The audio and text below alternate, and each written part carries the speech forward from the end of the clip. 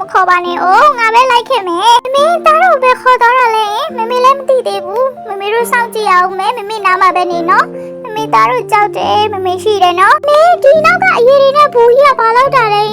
မမေတို့လည်းမသိသေးဘူးမမေတို့ဒီထဲကိုသွားရမယ်လို့ထင်တယ်မမေရှိတယ်နော်မကြောက်နဲ့နော်ကျမကိုပဲခေါ်ပါလား human ကြီးရဲ့ကျမကလေးတွေကိုမထဲပါနဲ့နော်မမေဒီရေတွေကအေးလိုက်တာ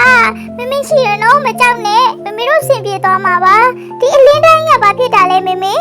လည်းမသိတော့ပါဘူးကိုယ်ဟဲ့ဒီမှာဖွားဖွားမလားမမေဟုတ်တာပေါ့ဖွားရဲ့မိလေးတို့ဖွားတို့ပြန်တွေ့ရတာဝမ်းသာပါတယ်ဖွားတို့ဟာတစ်ချိန်မှဒီလိုပဲကြုံတွေ့ရမှာပါမိလေးတို့ကြက်ကြက်ခံနိုင်ရမယ်နော်သမီးလေးမမေတို့တနေ့ပြန်တွေ့ရအောင်ပါပါဒီဘွားကြီးကတော့ဒီလိုပဲအခုတော့နှုတ်ဆက်ပါတယ်ငါသမီးလေးနဲ့ငါမီးလေးတို့မမေဘဘဒါဆိုသားတို့ကမမေနဲ့အခုခွဲခွာရတော့မှာပေါ့နော်မမေအရန်ချစ်တယ်နော်ကလေးတို့မမေသားတို့မလွတ်လိုက်ပါနဲ့အောင်သားတို့မမေနဲ့မခွဲချင်သေးဘူး